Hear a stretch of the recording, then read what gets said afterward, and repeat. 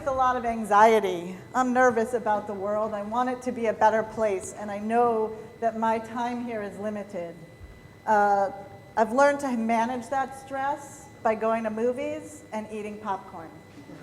I eat a lot of popcorn, and I go to a lot of movies. There's some that just stick in my brain. There's a movie called The Great Santini. It was a book first, but the movie's better. It does happen. Have any of you seen the movie The Great Santini? A couple of you. Okay. So it's with the brilliant Robert Duvall, one of my favorites. I don't think he's ever done anything bad. He's been in bad movies, but he doesn't do badly in them. So in this movie, he plays a fighter pilot who's come home to South Carolina, coastal South Carolina, gorgeous, to his son, to his family, to his wife, and he is just having trouble fitting back in. He can't communicate. He can't connect anymore with those he loves the most. And there's this one scene where he and his son are out playing basketball, and he just really doesn't like the way his son is playing basketball. And it's really nothing more than an attempt to connect with his son. And they're missing each other. And he's pissed. He's frustrated. And he takes the basketball and he throws it in his son's face. And he says, "Cry." And the son is not going to cry. And he takes the ball, catches it, throws it back at his father, says nothing, silence. This goes on, cry, until Duvall is just screaming and throwing a ball. Cry, cry, cry, cry. Fade to black. Okay, I live in fear of being the person who just throws that basketball in someone's face and yells at them to cry. Unfortunately, I spend a lot of time in Washington, D.C., and state capitals around the country, and I think that phenomenon, that cry, cry, cry, is all too familiar in politics these days. We don't even get to the hunger strikes and the principled gathering of communities. We're just busy screaming at each other. We're busy filibustering for 22 hours and then voting for the damn bill anyway. Pardon me. We got to change that. We got to change that. Not just for teachers and not just for our students, but for all of us. And I think you teachers are the key. You are the key already because you're the ones responsible for educating our next generation of citizens. But now more than ever, we need you and your voice. In order to do that though, I'm going to ask you to stop and listen a little bit more at the front end. You guys are incredibly passionate. People don't go into the profession of teaching if they don't have a passion for it. You're lucky. I'm lucky that I get to be in a profession that really suits my passions and interests. But we need you to do more than you're doing already. Okay, again, bear with me. I understand we ask so much of you.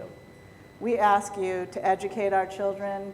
We throw new regulations and rules at you every day. We have consumed you in a nightmare of bubble filling and assessments and data and accountability. I know that, but I also know as a parent and as an advocate and as a citizen of the United States, I know that you teachers hold the key to fixing what ails us. I started VIVA Teachers 2 years ago to give you that opportunity, to raise your voice, to work together, to elevate your profession and your practice, and to make public education better. It's really pretty simple. We use technology to connect you, to give you time that you don't have, to work together and to come up with solutions and then bring those solutions to your elected officials, your school leaders, your governors, your superintendents. You know, Alderman Munoz could name every single school in his ward, the exact address. Why? Because our public schools are really our public square. They're our last hope. They're our first hope. That's where we come together as citizens, where we bring our pasts and our futures and work together day in, and day out to be the best that we can be. Most importantly, first and foremost, your job is to give an opportunity to learn to every one of your students. And I cannot tell you how grateful I am to you for doing that. I have 2 of those students, 8th grader, 10th grader.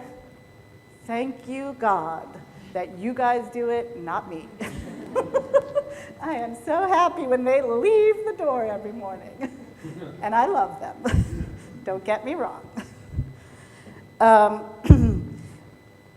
But that means you also know how to create a system of scholarship and not a system of mandates and rules and regulations.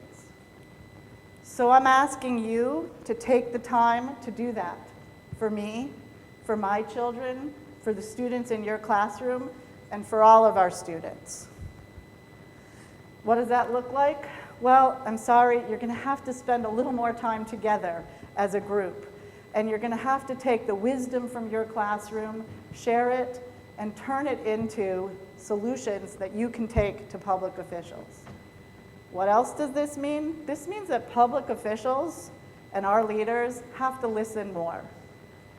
Your union leaders, your principals, your superintendents, governors, school boards, they need to really be serious about listening to teachers and community members. In order to help them do that, you guys have to do your work on the front end. I believe, truly, that most people want to do right by their neighbors. And last time I checked, even though they were blowhards and annoying, politicians and political leaders are in fact still people. So let's remind them of that. If you guys bring your solutions to them, they will have something to work with. They will be able to stop shouting at each other and shouting at us. What we do at VIVA is we ask you to put yourself in the driver's seat. Take your experience from your classroom and with your students and think about if you were in charge, if you had to make those trade-offs, where were you going to find the money? What was in the best interest of the greatest majority? How were you going to figure out how to help those people on the end who were special and needed something different? How could you make all that work in the face of whatever fire comes up every day? And we know they do. VIVA is all about helping you go through that exercise and imagine the possibility and then turn it into reality. My 15-year-old, he's a Star Wars guy. That's another movie series. I remember way back in, I think, '76, I was out at Ford City in line for the first showing of Star Wars. I guess it's 6, actually, although at the time I only knew it to be the first ever Star Wars. My son was, in fact, the president of his middle school Star Wars club. So we do a lot of Star Wars talk in our house. So who's the hero in Star Wars? Who's the real hero? It's Yoda, in my humble opinion. And what does Yoda do? Yoda speaks very few words, and he listens. And what happens? He helps Luke find his voice. He helps Luke find his place in the universe. Oh, no, wait, sorry. In the galaxy, my son told me, not the universe. He helps Luke make a difference and make the world, the galaxy, a better place. At VIVA, we're just helping you, teachers who already play that role, do the same thing. We're here to help you find your voice. Thank you.